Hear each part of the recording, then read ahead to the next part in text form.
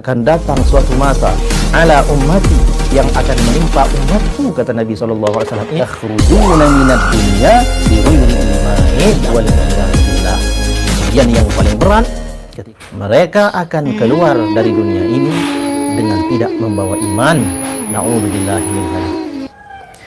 Nabi SAW telah memberikan informasi yang sifatnya khobar, sedangkan khobar yang datang dari Nabi adalah sesuatu yang mengandung kebenaran, karena Nabi SAW ini terjamin ucapannya bukan berdasarkan hawa nafsunya. Telah diterangkan oleh Allah Subhanahu wa taala bagaimana sifat daripada ucapannya.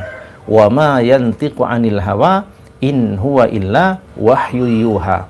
Sesungguhnya baginda Nabi SAW ketika berucap, tidak berucap sesuai dengan hawa nafsunya. Tidaklah yang ia ucapkan daripada lisannya baginda Nabi SAW kecuali adalah sesuatu yang diwahyukan dari Allah Subhanahu wa taala. Jadi ketika Nabi SAW berkata, maka itu adalah kebenaran yang pasti. Dan mari kita dengarkan salah satu perkataan dari Nabi SAW itu adalah, sayati zamanun, akan datang suatu zaman, akan datang suatu masa, ala ummati, yang akan menimpa umatku, kata Nabi SAW. Ingat, dikatakan ummati, bukan umat yang lain, tapi umatnya baginda Nabi SAW. Siapa umatnya Nabi Muhammad SAW itu? Ya, kaum muslimin. Yafirruna minal ulama wal fuqaha, di mana umat-umatku itu mereka lari daripada para ulama dan para fuqaha. Mereka lari daripada para ulama dan para fuqaha. Makna lari itu mereka menjauh dari para ulama, tidak mau bermajlis dengan para ulama, tidak mau mendatangi majlisnya para ulama, tidak mau mendatangi majlis-majlis taklim, tidak mau mendengarkan nasihat-nasihat para ulama. Mereka lari daripada para ulama. Juga mereka lari daripada para fuqaha, orang-orang yang ahli dalam berfatwa. Orang yang ahli dalam berfatwa itu adalah orang yang mengerti hukum. Hukum ini halal, mereka mengerti. Hukum ini haram, mereka mengerti. Yang ini sunnah, mereka tahu. Yang mana yang mubah, mereka tahu. Sehingga sesuatu yang ada di depan mereka, mereka mengetahui hakikat hukumnya itu apa. Sehingga ketika orang itu tidak lari dari mereka, orang-orang yang ada di masyarakat, mereka masih mendengarkan perkataan para fuqaha. Ketika mereka memiliki masalah, apakah masalah itu di dalam pekerjaannya, apakah masalah itu di dalam mereka mencari nafkah, ataukah masalah itu di dalam urusan-urusan mereka, semua urusan di dunia ini tidak ada yang bisa lepas daripada perkara-perkara yang diatur oleh agama. Sementara mereka ini, ketika mereka mendatangi ulama, maka mereka akan menjumpai jawaban, dan jawaban itu adalah jawaban yang benar.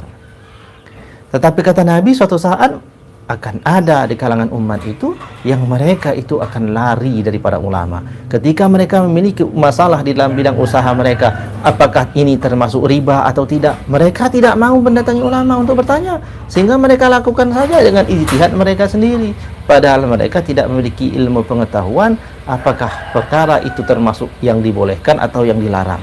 Sehingga mereka tidak tahu yang mereka lakukan itu benar atau salah, halal atau haram, dihantam saja. Mereka juga memiliki masalah di dalam bidang-bidang yang lain, di dalam bidang pengetahuannya tentang tauhid. Bagaimana mereka ini mengenal Allah Subhanahu wa taala? Apakah betul cara mereka mengenal Allah Subhanahu wa taala, atau jangan-jangan banyak orang yang telah terjerumus kepada pemahaman yang menyamakan Allah dengan makhluk? Karena itu yang terlintas dalam pikiran mereka. Dan mereka ini termasuk orang yang telah lari daripada ulama, tidak mau datang ke majelis ilmu, tidak pernah mau bertanya tentang perkara-perkara yang menjadi penting dalam kehidupan itu, sehingga mereka menyimpulkan sendiri. Ketika menyimpulkan sendiri itu, maka bisa dipastikan kesimpulan mereka adalah kesimpulan yang salah. Ini semua adalah akibat daripada lari daripada para ulama dan para fuqaha, sehingga hidup di dunia tidak lagi berada di jalur yang benar. Mereka tidak tahu akan akan terjerumus kepada kebinasaan atau akan bermuara pada kebaikan. Hidup seperti judi, hidup seperti taruhan, berjalan apa adanya.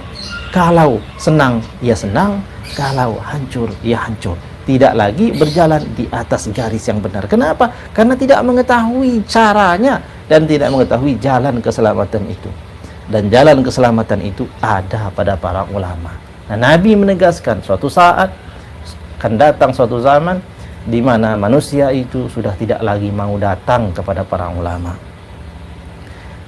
Ketika ini telah terjadi, ketika manusia-manusia itu telah lari daripada ulama, maka dikatakan oleh Nabi SAW, fayabtalihimullahu bisalasi baliyatin, maka Allah Subhanahu wa ta'ala akan memberikan mereka ujian dengan 3 ujian.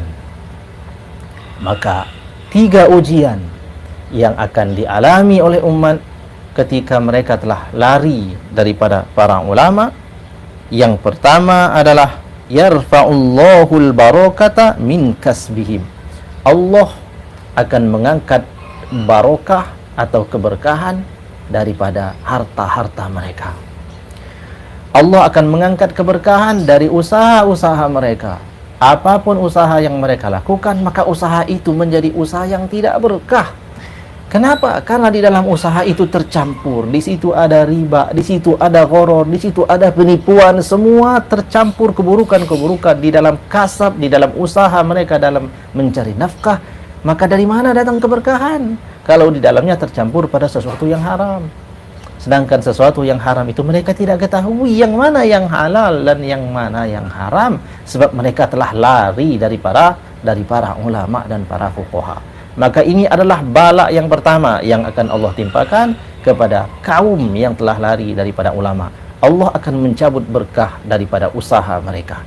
Apapun usaha mereka, bagaimanapun banyaknya harta yang mereka dapatkan, tidak ada keberkahan padanya.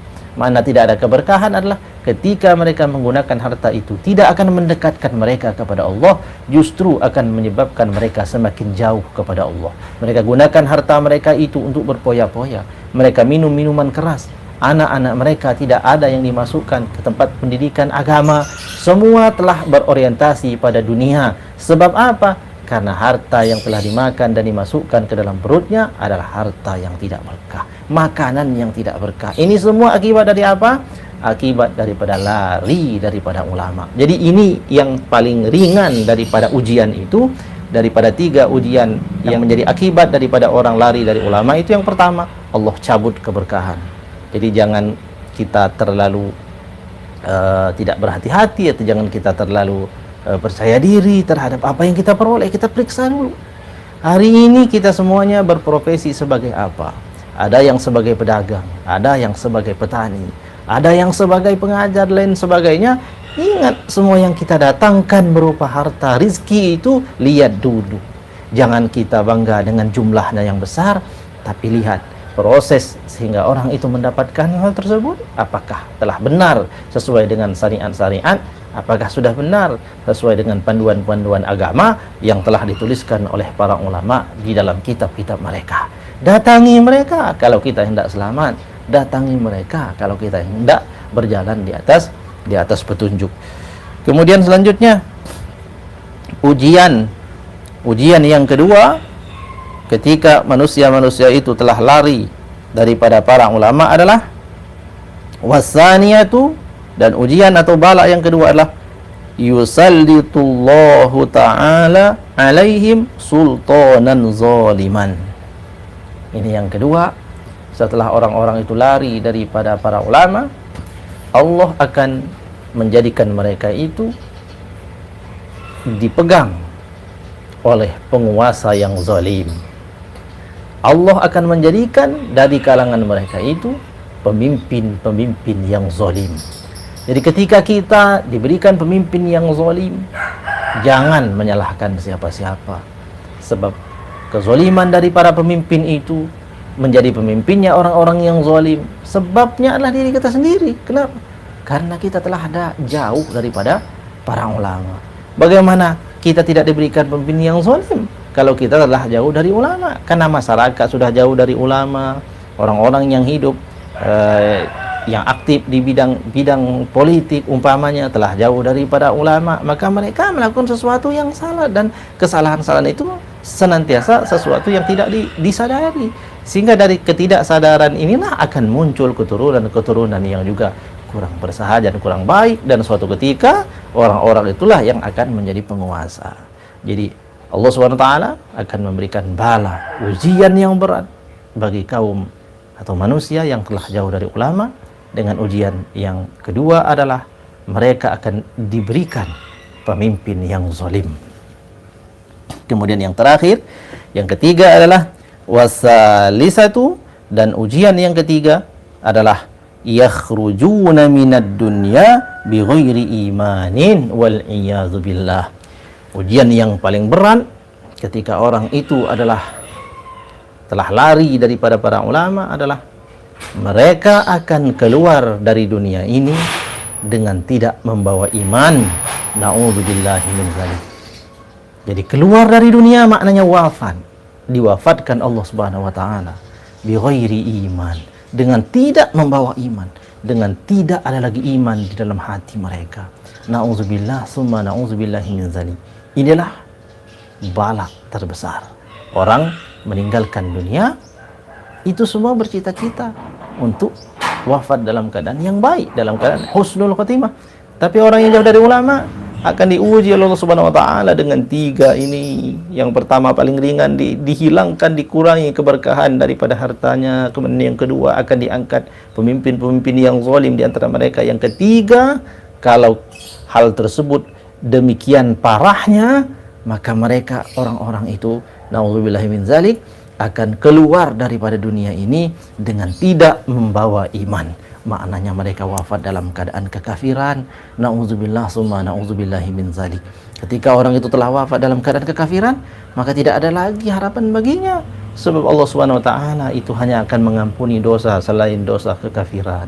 Dosa yang bersumber daripada kekurangan keberkahan tadi itu masih bisa Allah ampuni. Andai Allah berkehendak, kalau Allah berkehendak menyiksanya, tapi siksaannya tidak abadi. Setelah selesai disiksa akan diselamatkan, dikeluarkan dari neraka dan dimasukkan ke dalam surga yang abadi. Orang-orang itu melakukan kesalahan di dunia, selama dia tidak kafir, maka dia ada kemungkinan untuk diampuni Allah SWT. Dan ketika bertaubat pasti diampuni Allah.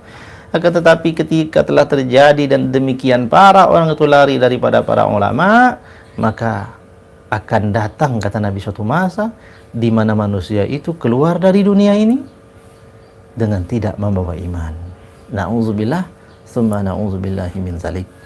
Jadi kalau dikatakan di awal itulah ummati, kata Nabi, umatku, kata Nabi, berarti itu umat Islam.